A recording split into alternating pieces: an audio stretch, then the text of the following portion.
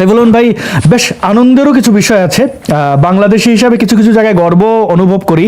যেমন আমরা দেখলাম পঞ্চগড়ে আওয়ামী লীগের অফিস একজন বিএনপি নেতা নির্বাচিত হয়ে এসে নিজের হাতে খুলে দিলেন। চলুন এই ভিডিওটি দেখি, এটি একটি মাইল ফলক হয়ে থাকুক।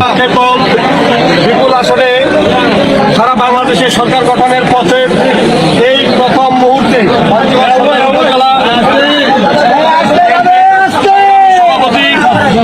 চাকলাহাট ইউনিয়নের সাবেক আপনারা চুপ থাকেন কি চেয়ারম্যান জননেতা জনাব আবু দাউদ প্রধান, তিনি প্রথমেই যে কাজটি করেছেন বাংলাদেশ আওয়ামী লীগের প্রতি তথা আওয়ামী লীগের তৃণমূল পর্যায়ের নেতা কর্মীদের প্রাণের যে সংগঠন আমাদের চাকলাহাট ইউনিয়ন আওয়ামী লীগকে তিনি আজকে তালামুক্ত অবমুক্ত করেছেন। দেশটাকে পাকিস্তান বানাতে চেয়েছিল, যারা বাংলাদেশের স্বাধীনতার পক্ষের প্রতিটি দলকে নিশ্চিহ্ন করার চিন্তা ভাবনা করে বাড়িতে অফিসে হামলা করে বন্ধ করে রেখেছিল, সেই অফিস আজকে প্রথমেই তিনি চাকলাহাট ইউনিয়ন আওয়ামী লীগ অফিস অবমুক্ত করলেন। চাকলাহাট ইউনিয়ন আওয়ামী লীগ সহ সকল অঙ্গ সহযোগী সংগঠনের পক্ষ থেকে দিনের কাছে আমরা কৃতজ্ঞতা প্রকাশ করছি। সেই সাথে আগামী দিনে যে কোনো মিছিল মিটিং আন্দোলন সংগ্রাম স্বাধীনতার সপক্ষের সকল উন্নয়নের ক্ষেত্রে আমরা না আওয়ামী লীগ না বিএনপি না জাতীয় পার্টি সকলে ঐক্যবদ্ধ হয়ে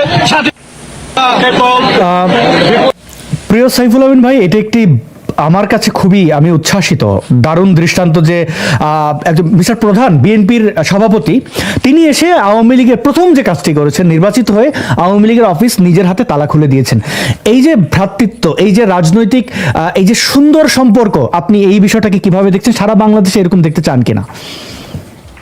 তা তো অবশ্যই, আমি সারা বাংলাদেশে এটা হলে তো একটা আপনি মনে করেন যে আমরা যে কোনো ওয়েস্টার্ন ডেমোক্রেসির মতো হয়ে যেতে পারি এই মুহূর্তে। এটা ওয়েস্টার্ন ডেমোক্রেসির একটা উদাহরণ। এই ভদ্রলোক উনি হয়তো সেটা জানেন বলেই উনি এটা করছেন।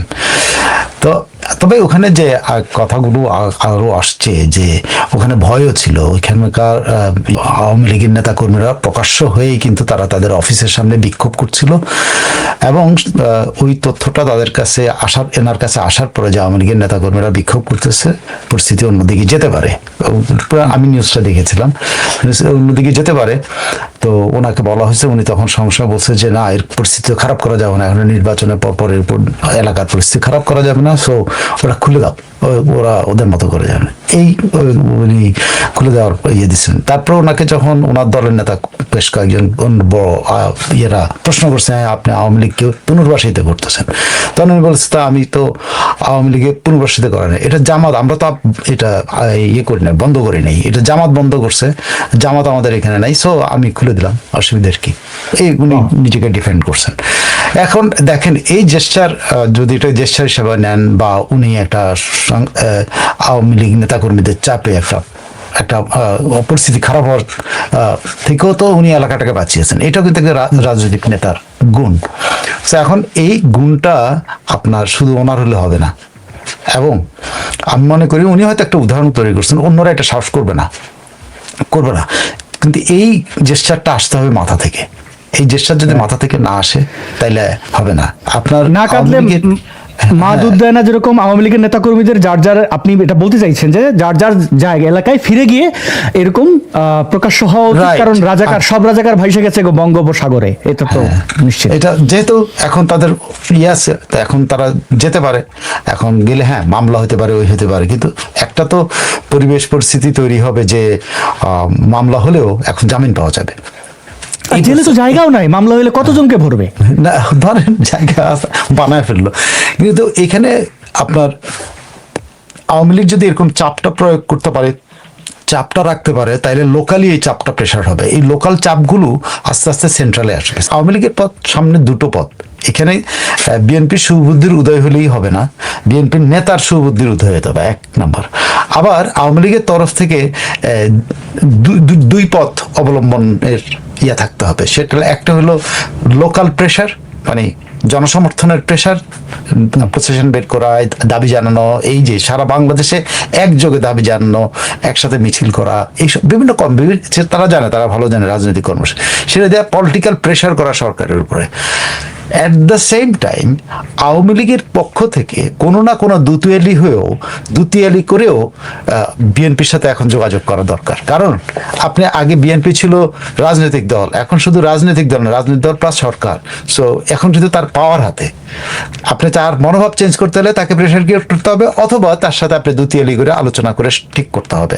আপনি তার মাথায় যিনি আছেন তার মাথায় এটা প্রকাশ করাতে হবে, বুঝাইতে হবে, বা তাকে বাধ্য করতে হবে যে আওয়ামী লীগ বাদ দিয়ে এই দেশ চলবে না। এটা আওয়ামী লীগকে বাদ দেওয়া মানে এই দেশটাকে ক্ষতিগ্রস্ত করা, এটা তার মাথায় নিতে হবে। আমরা আরো কিছু ভিডিও দেখব। এখন আমি যে ভিডিওটা দেখতে যাচ্ছি বা যে ব্যক্তিকে দেখাতে যাচ্ছি, এটা আমাদের জন্য একটা ইতিহাসের সাক্ষী। আমরা মানে মহান মুক্তিযুদ্ধ দেখি না, কিন্তু মুক্তিযোদ্ধারা যে আসলে কি জেনুইন মুক্তিযোদ্ধারা তার প্রমাণ কিন্তু অ্যাডভোকেট ফজলুর রহমান, বীর মুক্তিযোদ্ধা। এটি তার পেজ কিনা, প্রোফাইল কিনা, সেটা নিয়ে সন্দেহ আছে, কিন্তু কথাটা দেখেন, এটি 47,000 শেয়ার হয়েছে 22 ঘন্টায়। তিনি লিখেছেন, আমার এই বিজয় বঙ্গবন্ধু শেখ মুজিবুর রহমান এবং প্রেসিডেন্ট জিয়াউর রহমান সহ সকল মুক্তিযোদ্ধাদের প্রতি উৎসর্গ করতে চাই। বীর মুক্তিযোদ্ধা ফজলুর রহমান বিপুল ভোটে জিতেছেন। তার প্রতিদ্বন্দ্বী জামাত পেয়েছে বোধহয় 7-8 হাজার ভোট, তিনি পেয়েছেন 1 লক্ষ, আমি যদি ভুল না করি 30,000-এর উপরে ভোট, এবং তার নিকটতম প্রতিদ্বন্দ্বী পেয়েছেন মানে তিনি সকলের চেয়ে 70-80 হাজার ভোটে এগিয়ে থেকে জিতেছেন। এবং এই বীর মুক্তিযোদ্ধা ফজলুর রহমানের এটা স্ট্যাটাস মনে হচ্ছে, কারণ তিনি অসংখ্যবার বঙ্গবন্ধুর, বাংলাদেশে বোধহয় এই 1-2 জন লোকই ছিলেন বঙ্গবন্ধুকে বঙ্গবন্ধুই বলেছেন। কত আওয়ামী লীগের দালাল দেখলাম বঙ্গবন্ধু ফ্যানা তুলে ফেলা, এই দুঃসময়ে তাকে শেখ মুজিব ডাকতো। এরকম কিছু ছোকরা থেকে বুড়ো সবাই এই কাজটা করেছে। এই যে কোথাকার কোন ছোকরা শিবিরের আরিফুর রহমান মুক্তিযুদ্ধের গবেষক আওয়ামী লীগের কাছ থেকে সুবিধা নিয়ে সে শেখ মুজিব ডাকতো, বঙ্গবন্ধু ডাকতো না। তো ফজলুর রহমান বীর মুক্তিযোদ্ধার আমরা কিছু বক্তব্য শুনি, এগুলো আসলে শ্রুতিমধুর, বারবার শুনতে মনে চায়। এবং কি বলেছিলেন এই রাজাকারদের যখন পিক আওয়ার, যখন তারা একের পর এক মব দিয়ে হত্যা করছে মানুষকে, বীর মুক্তিযোদ্ধার বাড়ির সামনে গিয়ে টিনের চালে কাউয়া ফজলু আমার, মানে একজন নারী তার জননাঙ্গ নিয়ে এইভাবে গালাগালি করেছিল, অশ্রাব্য গালাগালি। সার্জিস সহ অন্যান্য জামাতি সন্ত্রাসীরা তাকে ফজু পাকলা বলে গালাগালি, তাকে মারা, মব লেলায় দেওয়ার চেষ্টা করেছিল। আজকে তাদের পরিণতি কি দেখবো? প্রিয় বন্ধুগণ, আপনাদের অনুরোধ করি, আপনারা এটা বড় সংখ্যায় দেখছেন, শেয়ার করবেন, আরও আপনার বন্ধু মহলে আত্মীয় স্বজন দেখুক। এটা তো আপনি নিশ্চয়ই চান। আমাদের এই সুবর্ণ সময় আমরা উদযাপন করে চলুন একসাথে বীর মুক্তিযোদ্ধার কথা শুনি। এই রাজাকারের বাচ্চারা এখনো কিন্তু জীবিত আছে, মুক্তিযোদ্ধারা। এই রাজাকারের বাচ্চারা এখনো কিন্তু জীবিত আছে, মুক্তিযোদ্ধারা। আঙুল দেখেন সেই বঙ্গবন্ধুর মতো, মানে বঙ্গবন্ধুর দ্বারাই তো অনুপ্রাণিত আমরা। আমি কথা বলে শিখেছি বঙ্গবন্ধুর কাছ থেকে, মানে কথা বলতে হয় অনুপ্রাণিত। তো দেখেন তার স্টাইলটা দেখেন, এটা আসলেই মানে এইভাবে বলিষ্ঠভাবে বলা। আরো কিছু ভিডিও আমরা দেখবো। করছে জামাত ইসলাম, মনে করছে বিএনপির যদি আওয়ামী লীগ জাতি বাংলাদেশ নাম যদি থাকে, জামাত জীবনে আল্লাহ রহমতে কোনোদিন ক্ষমতা যাবেন। আপনি লেখা রাখেন, এইখানে ইলেকশন যে বাবেই করুক 80% সিট বিএনপি পাবে। বিএনপির অনেক দুর্নাম হয়েছে গত 15 মাসে, সান্দা বুন্দা, এবং এই দুর্নামটা করছে জামাত ইসলাম। মনে করছে বিএনপির যদি আওয়ামী লীগ তারাইছি, বিএনপি যদি দুর্নাম করে তারাইতে পারি, তাহলে আমরাই তো জামাই সাজ্জা পাগড়ি মাথা দিয়ে বসে যাবো। আরে বাবা রে, পাগড়ি মাথায় দেওয়ার যোগ্যতা লাগবে না। বাঙালি জাতি বাংলাদেশ নাম যদি থাকে, জামাত জীবনে আল্লাহ রহমতে কোনোদিন ক্ষমতা যাবেন। আপনি লেখা রাখেন, কোনোদিন না। আর যদি ফজলুর রহমানের মতো একটা মানুষ জীবিত, তাইলে ফজলুর রহমানের এই যে মানে কি দাম্ভিকতার সাথে, কি ব্যক্তিত্ব, কি আত্মবিশ্বাসের সাথে যে কথাগুলো বলেছিলেন, প্রত্যেকটা শব্দ কাটা কাটা মিলে যাচ্ছে। তো আপনি আপনার মূল্যবান হ্যাঁ, মুক্তিযোদ্ধা ফজলুর রহমান তিনি কিন্তু ছাত্রলীগের সভাপতি ছিলেন। ঠিক আছে, উনি ছাত্রলীগের সভাপতি, উনি আওয়ামী লীগের সেন্ট্রাল কমিটিতেও অনেক গুরু দায়িত্ব পালন করেছেন। কিন্তু ওনার সাথে যে আওয়ামী লীগের নেতৃত্ব যেটা করেছিল, সেটার কারণে প্রতিবাদ করে বেরিয়েছে। তার মধ্যে একটা হলো যে মানে ওনার সামনে দিয়ে তার চেয়ে অনেক অযোগ্য একজন নেতাকে খুবই প্রমোট করা হয়েছিল, ওয়াদুল কাদেরকে। সেটা উনি পছন্দ করে। এমন এক সময় বলছিলেন যে আমাকে যদি আপা বলতো যে আমাকে যে আপা এই জিনিসটা করতো বা এটা করতো, আমি কোনোদিন আওয়ামী লীগ ছাড়তাম না। আমাকে বাধ্য করা হয়েছে আওয়ামী লীগ ছাড়ার জন্য। এরকম আমরা অনেক মুক্তিযোদ্ধা পাবেন যারা কিন্তু বাধ্য হয়ে আওয়ামী লীগ ছেড়েছিল। তাদের ফিরে যাওয়ার কোনো সুযোগ আওয়ামী লীগ রাখে নাই। কারণ এমন এমন লোকেরা তাদের উপরে মানে সেখানে ক্ষমতাধর হয়েছে, এদের ফিরে যাওয়ার কোনো সুযোগ ছিল না।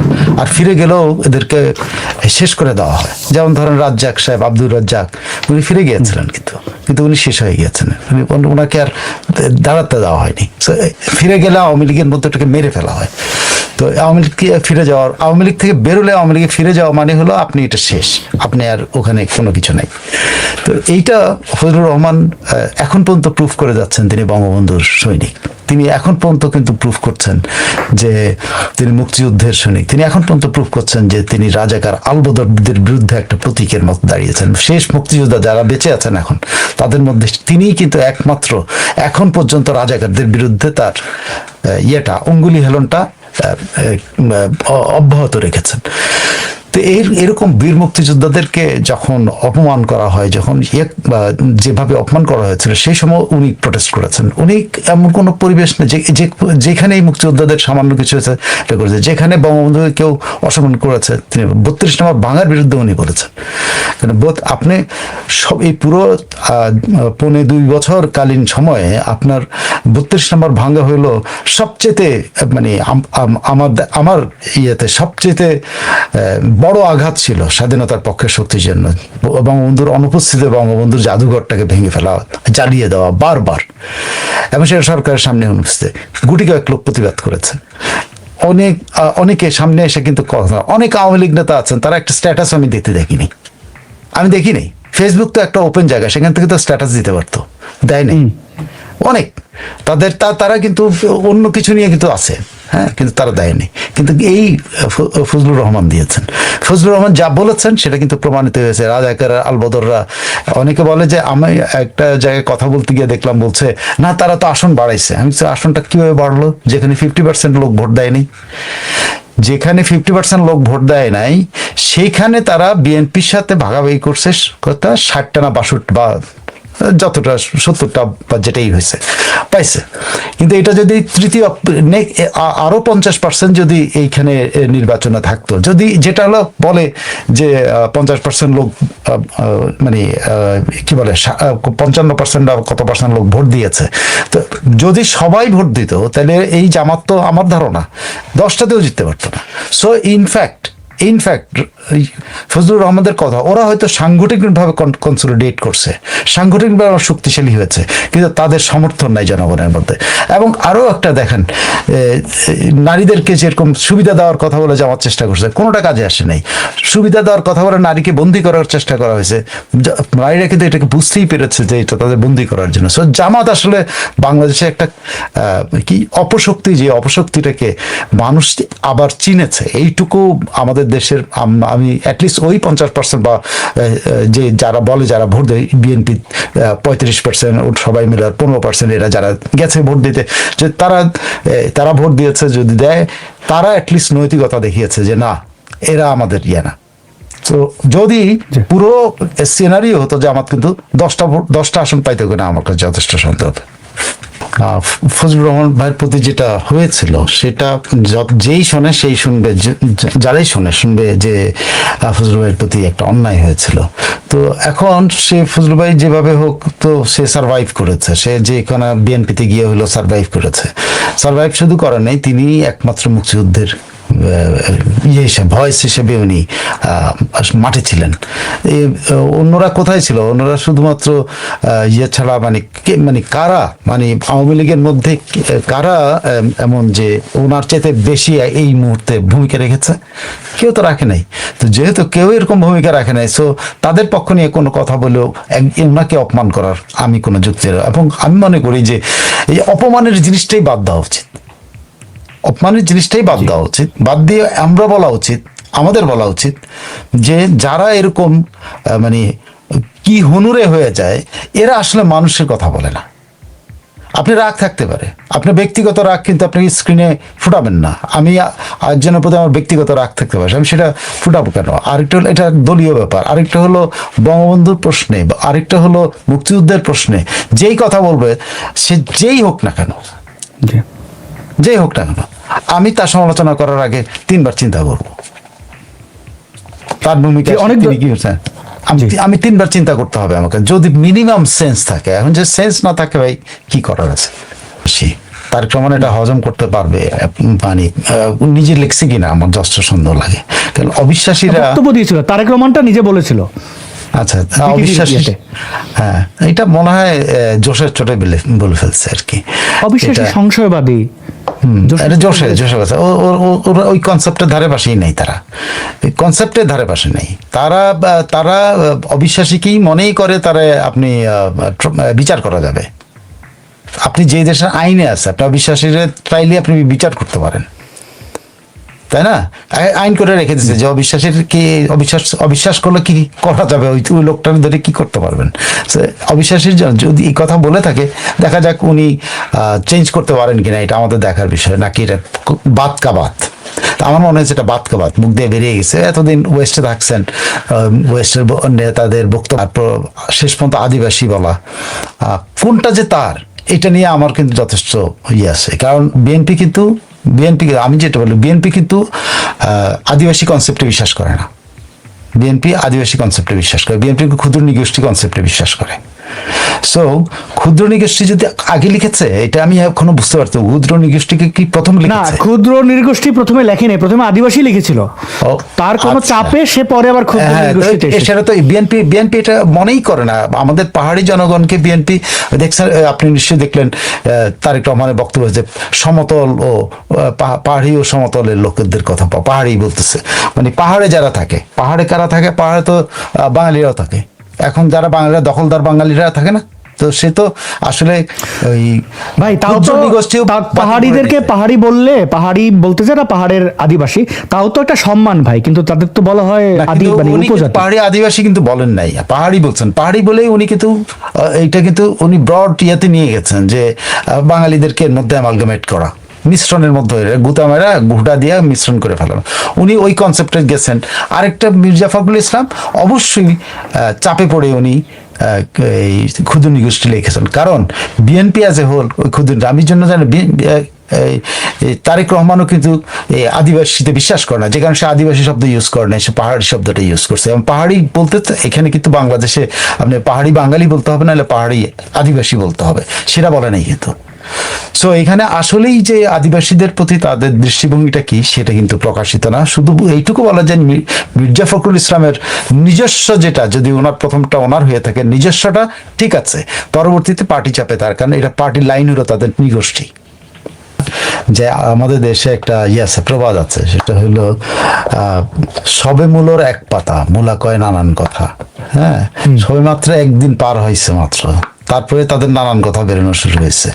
তো এখন মানে কত রকম আহাজারি করবে, কত কিছু করবে, এইসব আহাজারির কোনো ইয়ে নেই। তারা যা অপকর্ম করেছে, সে অপকর্ম থেকে, অপকর্মের দায় থেকে তারা মুক্তি পাবে না। কিন্তু সিরিয়াস জিনিসটা বলি, সিরিয়াস ব্যাপারটা হলো কি জানেন, এরা এটা এমন হতে পারে যে এখনই এরকম কান্নাকাটি, এখনই এরকম করতেছে, এই জন্য তারা বুঝে ফেলেছে, তারা এতদিনে তাদের বোধোদয় হয়েছে যে তাদের উপর থেকে ছায়া সরে গেছে, একটা আইনি ছায়া সরে গেছে। কিন্তু কিরকম আইনি ছায়া?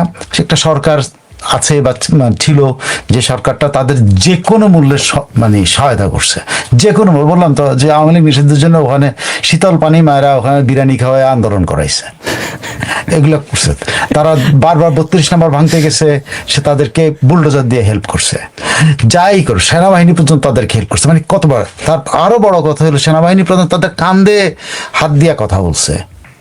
বিশাল ব্যাপার না? আপনি এটা ওই যে বান্দরে কান্দে উঠাইতে হয় না, এরকম একটা মতো হলো তাদের জুলাই সংক্রান্ত যতগুলি ঘটনা আছে, 15ই আগস্ট পর্যন্ত ঘটনাবলীর একটা দায় মুক্তি আগে দিয়েছে, সেটাও তারা কভার করে। তারা এরপরে মনে করছে, এরপরও তারা নিরাপত্তাহীন মনে করছে, তখন তাদের জন্য আরেকটা অধ্যাদেশ দিয়ে তারপর তাদেরকে দায় মুক্তি দেওয়া হয়েছে। সকল জুলাই সংক্রান্ত যা কিছু করেছে, সব কিছুর জন্য, যে কোনো কাজ করেছে, সব কিছুর জন্য দায় মুক্তি হয়েছে। কিন্তু এখন তারা বুঝতে পারছে যে এই দায় মুক্তিটা যদি নেক্সট পার্লামেন্টে পাস না হয়, বা কালকে থেকে এই পুলিশ কি দায় মুক্তি মানবে? কত কত গায়েবী মামলা তারা করে রাখছে, কত কত। এখন এরাই গায়েবী মামলার ভিতরে ঢুকবে, ওরাই তো করছে। মামলা বাণিজ্য ওরা করছে, ওরা টাকা কামাই করছে। এখন তো পুলিশ ধরে নিয়ে বলবে যে ও আচ্ছা, তাকে তো ওই ওই মামলায়, তার যে মামলাতে তারাই দিছে যে অমুক জায়গায় হত্যা করেন, এরকম তো ও ছিল, এখন বেরোচ্ছে ও ছিল। আর পরে দেখেন তাদের এখন পর্যন্ত সরকার যে জিনিসটা এই সরকার করে যেতে পারে নাই, করতে পারে নাই, সেটা হলো জুলাইয়ের, তারা জুলাই যোদ্ধা নামে যেসব তালিকা করা, ওইটা তারা করতে পারে নাই। মানে অনেক কিছুই তারা পারে নাই। তালিকাটা করলে ভালো হতো ভাই, আমাদের কাজ সহজ হয়ে যেত আর কি। হ্যাঁ, কাজ সহজ হতো, কিন্তু তালিকাটা করতে পারে নাই। কিন্তু ওইটার আন্ডারে যারা যাবে, যখনই ধরেন এই অধ্যাদেশটার আন্ডারে যাদের কি ইন করবে, তো তালিকা তৈরি হবে, তো ওই তালিকা অনুসারে ধরা যাবে।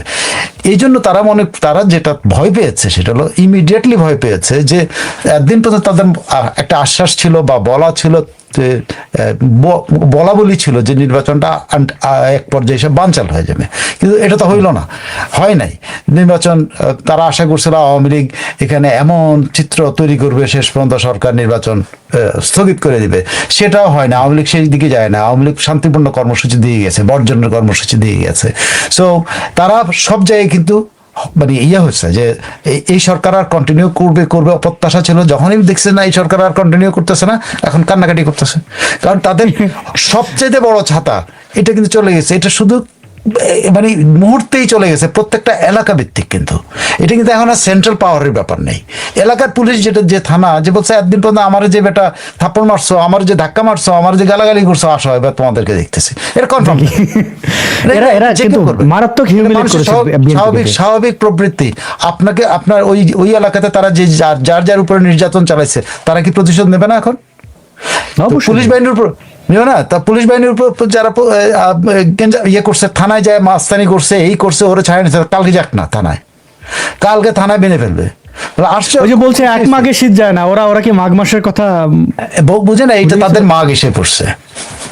এবং বীর মুক্তিযোদ্ধা ফজলুর রহমান যে ভূমিকা রেখেছেন, আমি তার প্রতি স্যালুট। এবং যারা রাজাকারের বাচ্চারা রয়েছে, এখনো ভালো হয়, রাজাকারের বাচ্চাদের সেই সুযোগ আছে, কিন্তু তাদের যারা বাপ দাদারা আছে, তাদেরকে এই বাংলাদেশে নাকে খত দিয়ে মুক্তিযোদ্ধা পরিবার ভিকটিম না, এইখানে রাজাকারের বাচ্চাদেরও ক্ষমা নাই। আপনি একমাত্র বাংলাদেশের সমাধান, 54 বছর পরও মানে এখনো সুযোগ আছে। সোজা সাপটা কথা, বাংলাদেশের স্বাধীনতা যুদ্ধে যারা বিরোধিতা করেছিল, তাদেরকে বাংলাদেশের সকল স্ট্যাটাস তাদেরকে কেড়ে নিতে হবে, সকল পদবি তাদেরকে যে পদবি অর্জন করছে সব কেড়ে নিতে হবে, এবং তাদেরকে সেকেন্ড ক্লাস সিটিজেন বানাই দিতে হবে।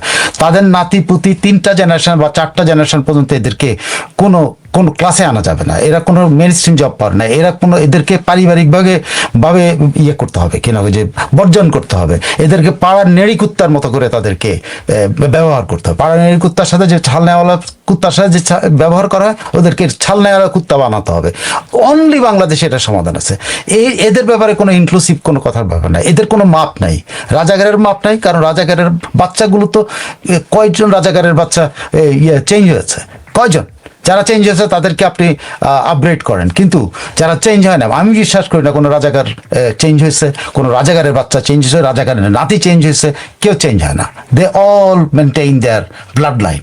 আর এরা এই সুযোগে কি করেছে, এই 4-5টা জেনারেশন ধরে আওয়ামী লীগের তত্ত্বাবধানে, বিএনপির তত্ত্বাবধানে এরা কিন্তু সামাজিক বিস্তৃতি লাভ করেছে। এরা পরিবারে সম্পর্ক করেছে। আপনি আশ্চর্য হবেন যে আওয়ামী লীগের নেতার পরিবারে জামাতের পরিবার, তো এখানে তো মিশ্রণ ঘটেছে। ওরা তো ওদের আদর্শ নিয়ে আওয়ামী পরিবারে ঢুকছে, ওদের আদর্শ নিয়ে বিএনপির পরিবারে ঢুকছে। এই অ্যামালগামেশন বন্ধ রাখতে হবে। যদি এটা পারা যায়, অ্যাটলিস্ট রাজাকারদের থেকে 3-4টা জেনারেশন, 5টা জেনারেশন পর্যন্ত এদেরকে একদম ক্লাসলেস, নো ক্লাস, তারা কোনো সরকারি চাকরি করবে না, তারা একদম কাজ করে খায় যদি উঠে আসতে পারে। আরেকটা হলো, এবার যারা এই আন্দোলনের নামে যারা আন্দোলন করেছে, এদের যদি কোনো তালিকা করা যায়, যে যারা করেছে, ভিডিও অনেক পাওয়া যাবে, এদেরকে এই তালিকাগুলো করে এদেরকে সেকেন্ড ক্লাস সিটিজেন করে দেবে। এরা সরকারি কোনো চাকরি পাবে না, এদেরকে কোনো ধরনের সরকারি সুবিধা দেওয়া যাবে না। এরা নিজেরা করে খাবে, কেমনে করে খাবে তাদের ব্যাপার। এদের সাথে কেউ সামাজিক সম্পর্ক করবে না। সামাজিকভাবে এদেরকে, আপনার পাশের বাড়ি যদি হয়, তারা একেবারে সিল লাগাই দেন যে এই বাড়ির সাথে কেউ সম্পর্ক রাখবে না। পাশের ফ্ল্যাট হলো, ওই ফ্ল্যাটের মধ্যে সিল মেরে দাও যে এই ফ্ল্যাটের সাথে কেউ সম্পর্ক রাখবে না। আওয়ামী লীগ তাদেরকে সিস্টেমেটিক্যালি মাইনাস করা উচিত ছিল, তাদের নিষিদ্ধ করার পরিবর্তে। যেটা আমি বলছি, আমি সবসময় এটা আপনি রিকনসিলিয়েশনের যদি চান, রিকনসিলিয়েশন চাইলে আপনাকে যে লোকগুলো রিকনসাইল্ড হতে চায় তাদেরও মনোভাবটা জানতে হবে। সে যদি শত্রু মনোভাবাপন্ন থেকে থাকবে এই সিদ্ধান্ত নেয় এবং রিকনসাইল্ড হতে চায়, তাহলে তো তার সাথে আমার রিকনসিলিয়েশনের প্রয়োজন নেই। আওয়ামী লীগ জামাত সহ ধর্মীয় মৌলবাদীদেরকে প্রশ্রয় দিয়েছে, মনে করছে এরা এদেরকে সমাজে মিশাতে পারবে। এটা কিন্তু আওয়ামী লীগের জেনুইন একটা ইয়ে ছিল, চেষ্টা ছিল যে এদেরকে, ওই যে অনেকে বলে যে জামাতকেও কোলে নেওয়া, মুসলিম লীগদের কোলে নেওয়া। আসলে সেই চেষ্টাটা যেটা বলা, আমরা অনেক সময় সমালোচনা করি, আমি অবশ্যই করি, যে 460টা বা কতগুলি মডেল করে আপনি কাকে নিয়োগ দিচ্ছেন, বা আপনি কওমিদেরকে লেখাপড়া করার সুযোগ দিয়ে মানে বিশ্ববিদ্যালয়ে ঢুকতে দিয়ে আপনি কি পাইলেন এগুলো। তো এটা ওনারা ওনাদের ওই নীতিটাকে মনে করছিল ঠিক। আমি সেটাকে নিয়ে কোনো ইয়ে করি না, কিন্তু আমি মনে করি যে ওই নীতিটা ঠিক ছিল না। এবং মির্জা ফখরুল এই কথাটাই বলছেন যে এদেরকে দমন পীড়ন যেটা শব্দটা না করে এদেরকে করা হচ্ছিল নিয়ন্ত্রণ। এদেরকে করা হচ্ছিল যত পারে আমি এর স্কুইজ করে এর থেকে রস বাইর করবো, রস বাইর করে আমি শুকনা রাখবো, যাতে আমার সাথে কখনো নাদোষ নুদোষ হয়ে আমার সাথে না করে। কিন্তু আমি তাকে নাদোষ নুদোষ হওয়ার সুযোগ দিচ্ছি। আওয়ামী লীগ যেটা করেছে, তাদেরকে মনে করছে নাদোষ নুদোষ হওয়ার সুযোগ দিলে এরা মনে করবে যে আমরা ভালো, আমাদের সাথে তারা মিশে যাবে। তারা মিশবে না কখনো। এই কথাটাই আওয়ামী লীগ বুঝতে পারে না, যে জামাত কখনোই বাংলাদেশ স্বীকার করবে না। এই কথাটা আওয়ামী লীগ বুঝতে পারে না যে ধর্মীয় মৌলবাদী যারা আছে এরা কখনোই শরিয়া শাসনের বাইরে যাবে না। শেখ হাসিনা মনে করছেন ওরা সরিষার যাবেন, ওনাকে কৌমি মা বলেছেন, কৌমি জননী বলেছেন। উনি মনে করছেন যে তারা কি মিশেছে? মেশে নাই। তারা ঠিকই তাদের যখনই সুযোগ আসছে সঙ্গে সঙ্গে তাদের চেহারা আগের মতো করে সে সাপের ফনা দিয়ে মারতে আসছে। মাঝখানে কি হলো, তারা আগে ছিল শুকনা, এরপর তরতাজা হইলো 17 বছরে। তরতাজা হয়ে কি হলো, আপনি যখন বুঝলেন যে না এটা তো তরতাজা হয়ে গেছে, এটা তো সাংঘাতিক আমাকে ক্ষতি করছে, তখন আপনি নিষিদ্ধ করলেন। কিন্তু সেই নিষিদ্ধ করার পর আপনি ক্ষমতা থাকতে পারেন না। ক্ষমতায় যদি থাকতো তাহলে কিন্তু এরা এই নিষিদ্ধটাই কিন্তু কাজে লাগতো হয়তো কিছুটা। কিন্তু যেটা উচিত, সমাজের সর্বস্তরে এই জামাতিদের, এই রাজাকারদেরকে একেবারে সেকেন্ড ক্লাস সিটিজেন করে দাও। ভাই শেষ, ভাই তোর রাজনীতি কর, কেমনে সেকেন্ড ক্লাস সিটিজেন হিসেবে রাজনীতি করবে? কি করবি তুই? যে ইউনিয়ন পরিষদে আগে কর, তোর দাদা জ্যাঠা মিলে ইউনিয়ন পরিষদে 10 বছর কর, তারপর যদি বাইরে আসতে পারো তারপর দেখবো না। এরকম করতে করতে জেনারেশন টু জেনারেশন পিউরিফিকেশনের ভিতর দিয়ে আনতে হবে। এদের ব্লাড পুরাটাই সাক করে ফেলা দিতে হবে, নতুন ব্লাড ঢুকাইতে হবে। এদেরকে তাদের যে ব্লাড আছে সেখানে যদি আপনি ব্লাড দিতে থাকেন, কারণ কাজ হবে না। তো ওই ব্লাড তো ওইটার সাথে মিশে, বেশি ব্লাডের সাথে কম ব্লাড মিশে তো পুরোটাই আরো বেশি বিষাক্ত হচ্ছে, মোটা তাজা হইতেছে আরো। তো মোটা তাজা করতে পারা যাবে না, এদেরকে নিয়ন্ত্রণ করতে হবে। যেটা মির্জা ফখরুল কিন্তু একটা জায়গায় ঠিক বলছেন, কিন্তু ওনারা কি করেছেন? ওনারা কি করেছেন? ওনারা এক বড় কথা বলতে পারেন, কথাটা ঠিক, কিন্তু ওনারা তো সেম কাজটাই করেছেন। ওনারাই তো এদেরকে পুষে এদেরকে মন্ত্রিসভা পর্যন্ত নিয়ে গেছেন, এদেরকে বাংলাদেশের ফ্ল্যাগ দিয়েছে। তাদের সময়ের দুর্নীতির জন্য এরা দায়িত্ব নিছে, খেয়াল করে দেখেন, নাই। কিন্তু ওনারা চিনতে পারে নাই, ওনারা তারপর তাদের সাথে সম্পর্ক রাখছে। এখন ওনারা বুঝতে পারছে যে চিনতে পারে। যাই হোক, ওনাদের যদি শেষেও বোধোদয় হয় এবং এটা যদি সত্যি অন্তরের কথা হয়, এর সত্যি অন্তরের কথা হয়, তাহলে দেখা যাবে। আমার মনে হয় না এটা অন্তরের কথা, কারণ মির্জা ফখরুল ইসলামের বয়স শেষ হয়ে গেছে। উনি বলছেন ওনার জীবনের রাজনীতি শেষ। এখন এসে উনি অনেক ভালো ভালো কথা বলবেন, কিন্তু তারেক রহমানের রাজনীতি শুরু। কিন্তু সে কোথায় কখন কার সাথে কম্প্রোমাইজ করবে এটা কিন্তু মির্জা ফখরুল ডিসাইড করতে পারবে না। এবং তারেক রহমানের মস্তিষ্ক মির্জা ফখরুল চেঞ্জ করতে পারে না। তারেক রহমানের মস্তিষ্ক যে লোকটা বাংলাদেশের মুক্তিযুদ্ধের সময় কত মানুষ মারা গেছে এইটা নিয়ে বিতর্ক করে। একজন 1 নম্বর নেতা কোনদিন রাষ্ট্রের প্রতিষ্ঠিত ইতিহাস নিয়ে কথা বলে? কোনদিন বলবে না। কিন্তু তারেক রহমান তো তাই বলে। আপনি আমাদের কয়জন নিহত হয়েছে সেটা নিয়ে কথা বলে। আপনার এই জায়গাগুলি তো আপনি তারেক রহমানকে, মির্জা ফখরুলের কথা আমরা উচ্ছ্বসিত হওয়ার কোনো সুযোগ নেই, কারণ মির্জা ফখরুল ডিসিশন মেক করেন না এখন আর। উনি হয়তো একটা কথা বলেন, প্রতিভাবে ভালো লাগলো অনেক করে, এবং কথার মধ্যে সত্যতা আছে আওয়ামী লীগ নিয়ে, কিন্তু বাকিটা তো ওনারা নিজেরাও এটাকে প্রতিপালন করেছেন এবং এটা করবেন। এটা চিন্তা করেন না, মির্জা ফখরুল কিছুই চেঞ্জ করতে পারবে না। রাইট, একদমই ঠিক বলছেন সাইফুল। আমরা একদম আমরা শেষ পর্যায়ে কিছু কমেন্ট একদম শেষের দিকে পড়বো, তার আগে আমি দর্শকদের একটু জানাই। আচ্ছা, একটা প্রশ্ন অনেকেই করেন, এই যে ব্লু সামথিং, তো তিনি 1 2 3 সামথিং, তিনি একটি কমেন্ট বারবার করেছিলেন, তাকে আমি ব্যান করেছি। আমি সবার জন্য প্রযোজ্য, একই কমেন্ট যদি আপনি 2 বারের বেশি করেন আপনাকে ব্যান করা হবে। এটা আমাদের অন্য দর্শকরা যে কমেন্ট করেন এটা স্বার্থে, আপনি এখানে স্প্যাম করতে আসছেন, মানে একের পর এক কমেন্ট করা স্প্যামিং।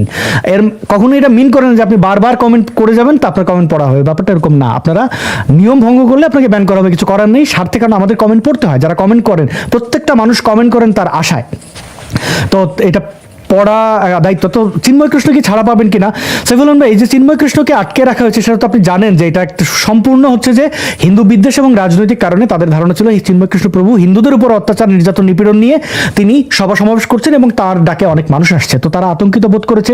হিন্দু নিধনযজ্ঞ তাদের থেমে যাচ্ছিল চিন্ময় কৃষ্ণ প্রভুর জন্য, তাই তাকে জেলে বিনা অপরাধে আটকে রাখলো এতদিন। তিনি কি ছাড়া পেতে পারেন এখন পরিবর্তিত পরিস্থিতিতে?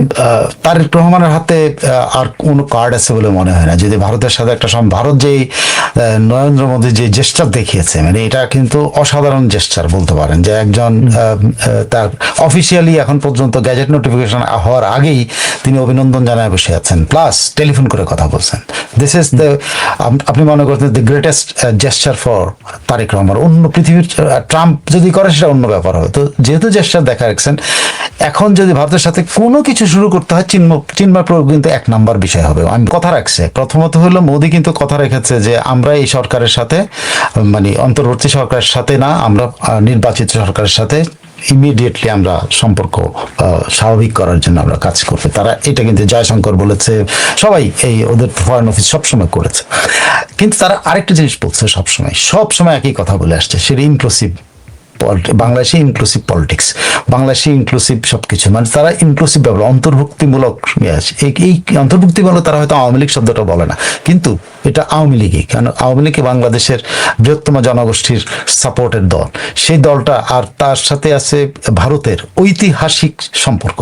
ঐতিহাসিক সম্পর্কটা হলো বাংলাদেশের স্বাধীনতার সম্পর্ক, এবং ভারত ওই আমাদের স্বাধীনতা আন্দোলনের ওই সময়টাতে, ওই সময় 16 ডিসেম্বর পাকিস্তানের বিরুদ্ধে আমরা যেরকম বিজয় লাভ করেছে, সেরকম তাদের চিরশত্রু পাকিস্তানের বিরুদ্ধে একটা বিজয় লাভ করেছে। সো তাদের কিন্তু সেনাপ্রধান যিনি, তার কিন্তু বেশ কিছু জায়গাতে যিনি বসেন, সেখানে কিন্তু বাংলাদেশের সাথে এই নিয়াজির সাথে যে আত্মসমর্পণ দলিল আছে, মানিক শাহর সাথে নিয়াজির আত্মসমর্পণ, সেই ছবিটা কিন্তু তারা থাকে। সো ভারত বাংলাদেশকে তাদের সম্পর্কের একটা বিশাল মর্যাদায় দিয়ে রাখে।